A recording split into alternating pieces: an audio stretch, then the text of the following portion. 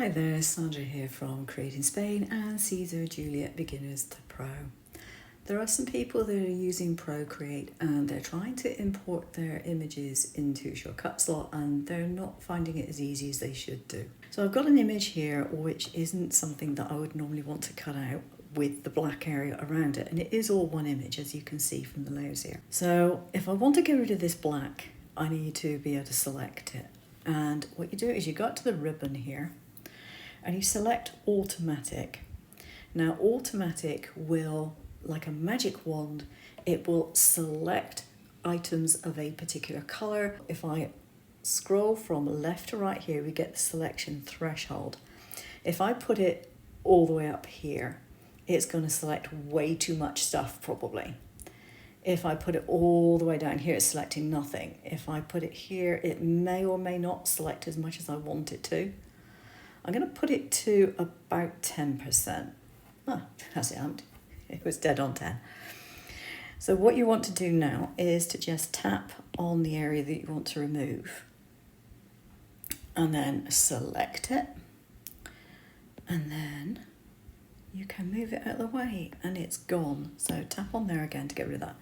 Now you can see I've got a little outside line here, but that's no great problem because I can go to my eraser, make sure the eraser is big enough, and I can just go around like that, and lo and behold, I've got rid of all that black.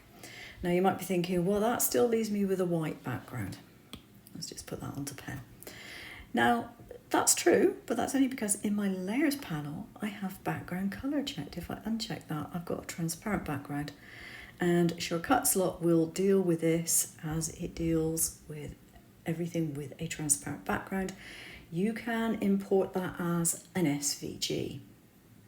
Now, the difference between importing as an SVG and actually doing a trace is that it will still have a kind of boundary line, I guess you'd call it, around your image. If you don't want that, if you want to have it cut down to your image, you can actually crop. So you come into your spanner here and you choose canvas and you go to crop and resize, and all you do is you bring your cropping tools into play so you can crop it as close as you dare.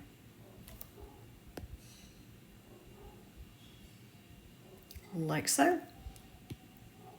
and it's cropped the canvas, and if I do that you can see it's cropped it right down to where I would normally have it.